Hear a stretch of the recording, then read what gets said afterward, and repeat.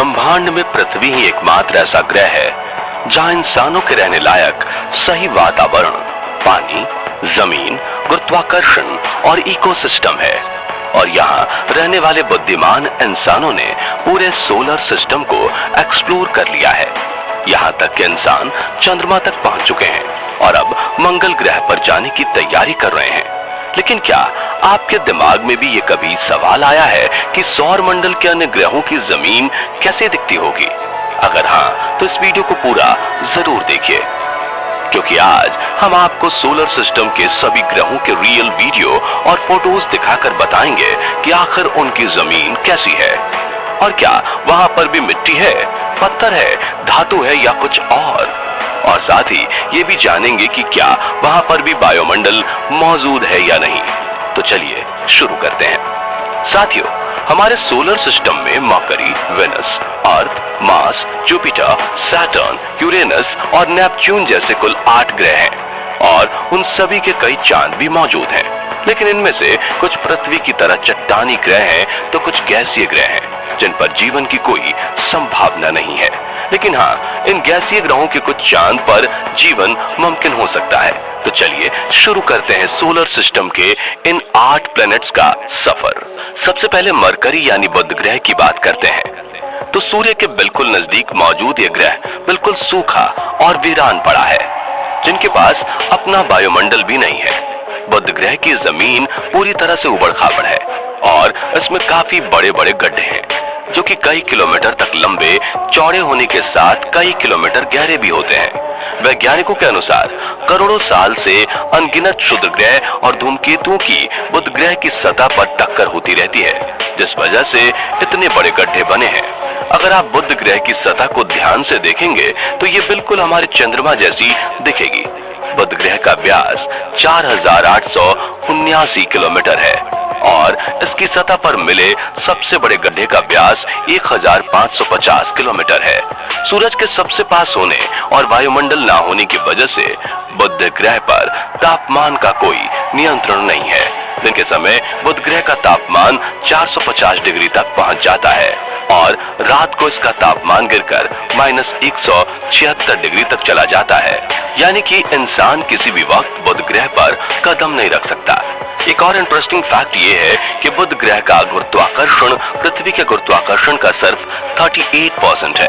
यानी अगर पृथ्वी पर आपका वजन 100 किलो है तो वह बुध पर 38 किलो ही होगा। चलिए अब बात करते हैं सौर मंडल के दूसरे ग्रह वीनस यानी शुक्र की, जिसे सोलर सिस्टम का सबसे गर्म प्लेनेट कहा जाता है। ऐसा इसलिए क्योंकि भले ही बुध ग्रह सूरज से ज्यादा नजदीक हो, लेकिन उसके पास खुद का वायुमंडल ना होने की वजह से उसकी सतह पर सूर्य की गर्मी टिक नहीं पाती। लेकिन शुक्र ग्रह के पास अपना वायुमंडल है जो कई किलोमीटर मोटी सल्फ्यूरिक एसिड के बादलों की परत से ढका हुआ है।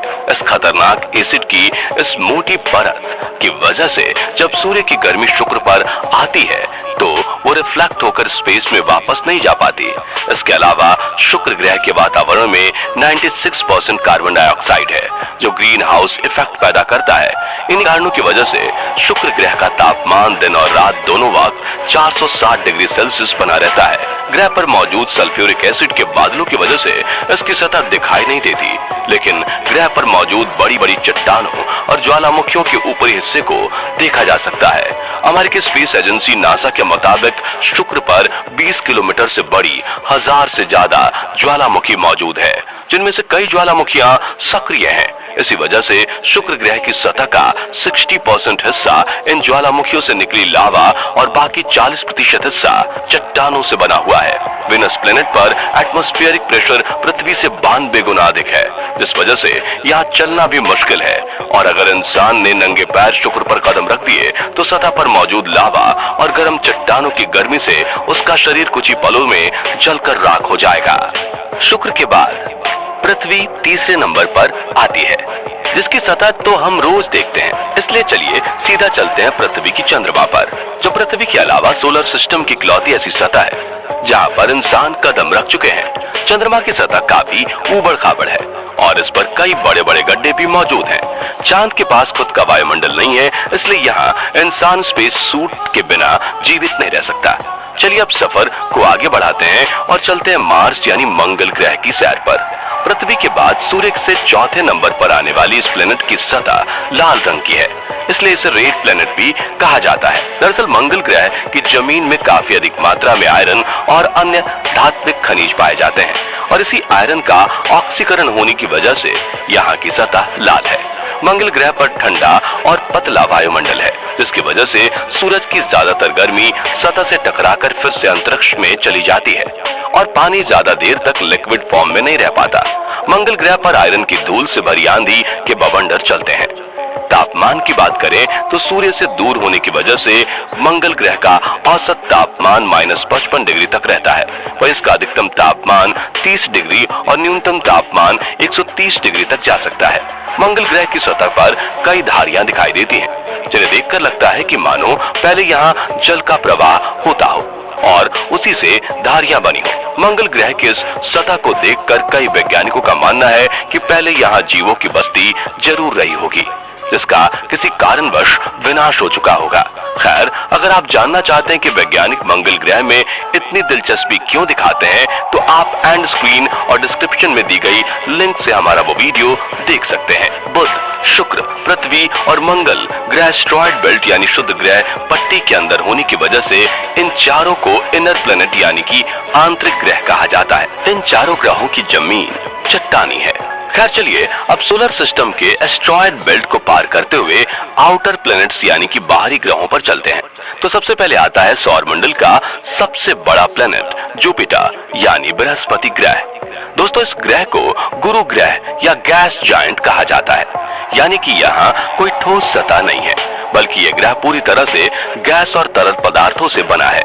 जुपिटर ग्रह का आकार इतना बड़ा है कि इसके अंदर 1300 पृथ्वी समा सकती है। इसका वायुमंडल 1/4 हीलियम द्रव्य के साथ मुख्य रूप से हाइड्रोजन से बना हुआ है, जो हजारों किलोमीटर की गहराई तक फैला हुआ है, जो नजदीक से देखने पर तूफानी बादलों के रूप में दिखाई देता है। दोस्तों, बृहस्पति ग्रह को सोलर सिस्टम का वैक्यूम क्लीनर भी कहा जाता है, क्योंकि यह सौर मंडल में आने वाले बाहरी उल्कापिंडों को अपनी तरफ खींच लेता है और अगर ऐसा ना होता तो शायद वे उल्कापिंड पृथ्वी या अन्य ग्रहों से टकराकर भारी तबाही मचा देते। इसी तरह साल 1994 में एक बड़ा धूमकेतु पृथ्वी की तरफ आ रहा था, लेकिन बृहस्पति ने उसे अपनी ओर खींच लिया और एक भयंकर विस्फोट के बाद सब शांत कर दिया। दोस्तों, अब बात करते हैं सैटर्न यानी कि शनि ग्रह की। इसके चारों ओर एक खूबसूरत रिंग दिखाई देती है, जो जमी हुई बर्फ के छोटे छोटे पार्टिकल और चट्टानों के टुकड़ों से बनी है। जब ये बर्फ सूर्य से आने वाली किरणों को रिफ्लेक्ट करती है तो ये चमकती हुई नजर आती है। शनि भी एक गैसीय ग्रह है, जिसका वायुमंडल 96% हाइड्रोजन, 3% हीलियम और 1% अमोनिया और इथेन जैसी गैसों से बना हुआ है। इस ग्रह पर भी ठोस जमीन नहीं है, इसलिए हम इस ग्रह पर कदम नहीं रख सकते।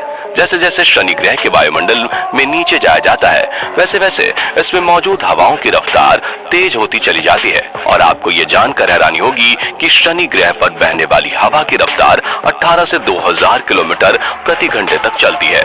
इसलिए किसी भी स्पेस मिशन को इस ग्रह के पास तो भेजा जा सकता है, लेकिन इस गैसीय गोले के ज्यादा अंदर भेजना नामुमकिन है, क्योंकि ये हवाएं कुछ ही सेकंड्स में स्पेसक्राफ्ट के चिथड़े उड़ा देंगी। चलिए अब सफर में आगे बढ़ते हैं और बात करते हैं यूरेनस यानी कि अरुण ग्रह की।